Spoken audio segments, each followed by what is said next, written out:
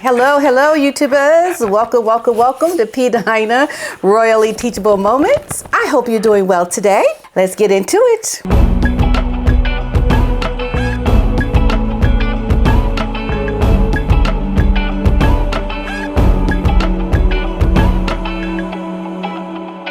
Well, we all know most recently, sad news that Tina Turner has passed away. She passed away a couple of days ago, and she most recently, well, not that long ago, had moved to Switzerland. She had married a German man and was living a beautiful life. Well, the reason why I wanted to do this story, first of all, I really did like Tina Turner. She did live an international life. She was a woman who lived in a foreign country. She didn't go making all kind of crazy claims and assertions. She may have had issues, even if she did or she didn't. This is a woman who lived her life eloquently and just really was so beloved by so many people. She was also honored by the Welsh Guards with a rendition of Simply the Best during the changing of the guard at Buckingham Palace. The Queen of Rock and Roll died at home in Switzerland at the age of 83 from an illness. I do know that her husband had given her his kidney. She had kidney issues. She leaves behind an incredible legacy. First, her ex-husband, Ike Turner, and then with an unprecedented comeback that she did in 1980s. And I remember that. I was a young girl thinking, wow, this woman has overcome so much. I mean, she was abused by her first husband, but came back strong and just very unique in her style. She wore the most beautiful, natural looking wigs that she designed herself, but it looked really nice the way she did her hair. It was so unique and different. And I just love how she lived this life in a foreign country, and she did us Americans proud. Just what a unique lady, and everything that she did. You know, there was no real controversy about Tina Turner. She was just talented. She did her thing, and she lived a really good life. So I'm glad to see that she was honored by those in the United Kingdom and the Welsh Guards at Buckingham Palace. Very nice. Okay, so Andrew can only be forced to leave the royal lodge by one person, and it's not the king. It looks like him refusing to move out has paid off for him, and he can only be forced to move out of the royal lodge by this one person. And it is the Chancellor, because the Royal Lodge is actually in Prince Andrew's name. He signed a 75-year lease for the £30 million home where he is currently living with his ex-wife, Sarah Ferguson. And I'm wondering what's going on with that, huh? What's going on? And I did hear that Andrew is even thinking about writing a book.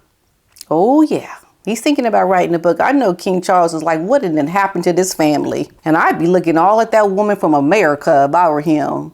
All this craziness then came down from this woman. So the only way you could get him to move out would be through an agreement. He would have to agree.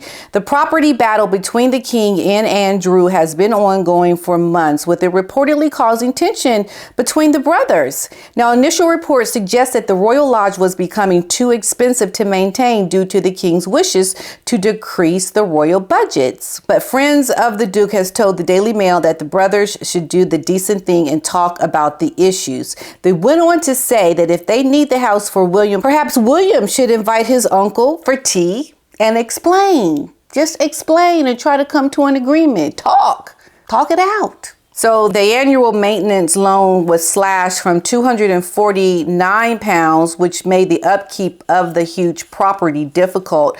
The Royal Lodge boasts, get this, you guys, 30 rooms.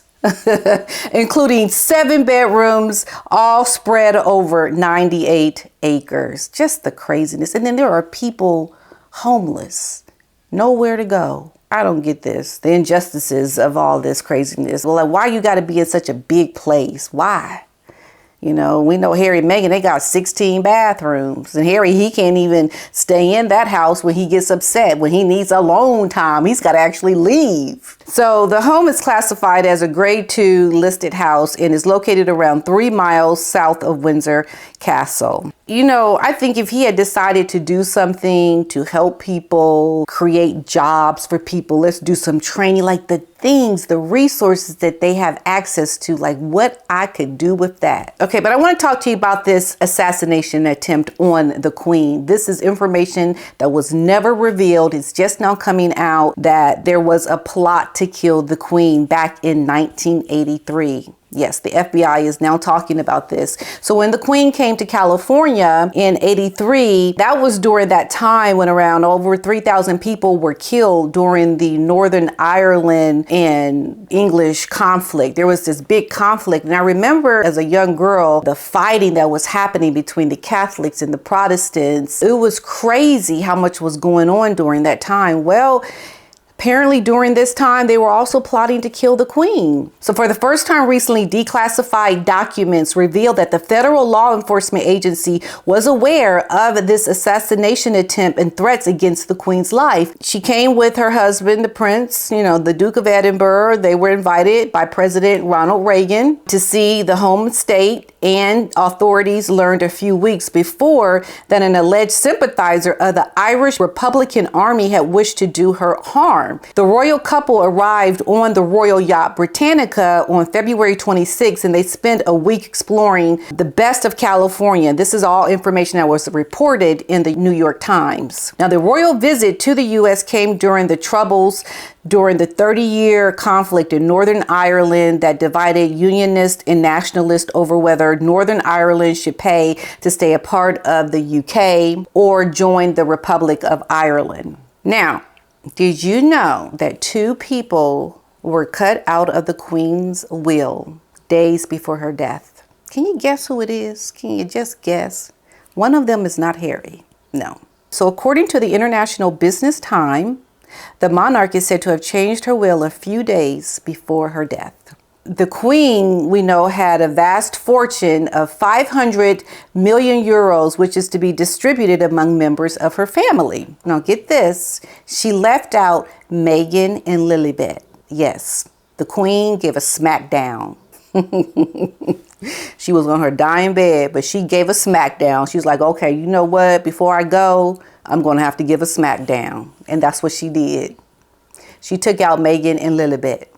And who do you think she replaced Meghan and Lilibet with? Well, according to this article, the jewels in question are to be given, according to the publication, to Kate Middleton and Charlotte. Neither Meghan nor Lilibet will be the beneficiaries of the jewels, valued at over $110 million. My. Oh my goodness. Now let me ask you a question. If you think that the Queen approved of this child from Harry and Meghan to be named after her child nickname, do you think she would have given the jewels to the mother and the child who the child was named after her? No. Because that was a very vindictive move to name your child after the childhood nickname of Queen Elizabeth. That name does not belong to anybody. That special, unique pet name is special. It belongs to the Queen. But Meghan, in all of her vindictiveness, she took that name and she named her child after it, knowing good and well she didn't have permission to do it. She did it anyway, and she did it out of spite. That's right. That's what I believe.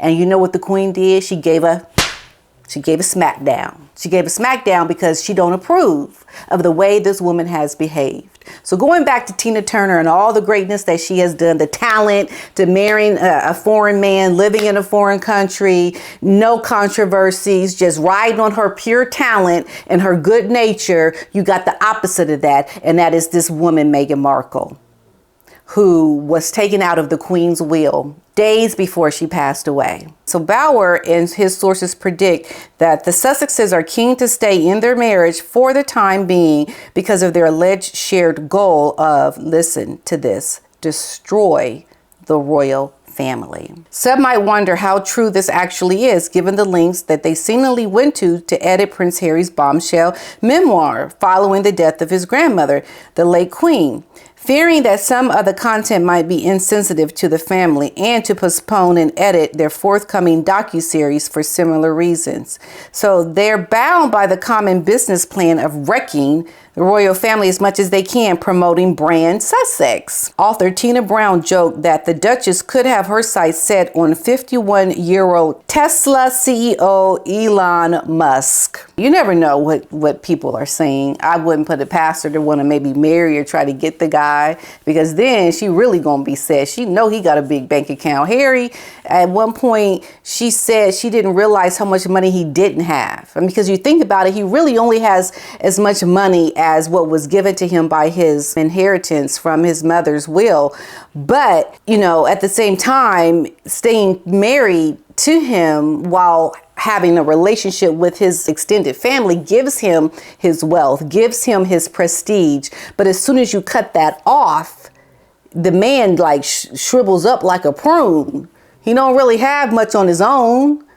So what you doing leaving the royal family for? That was a mistake. But we all know the story behind that. Okay, I'll catch you in the next one.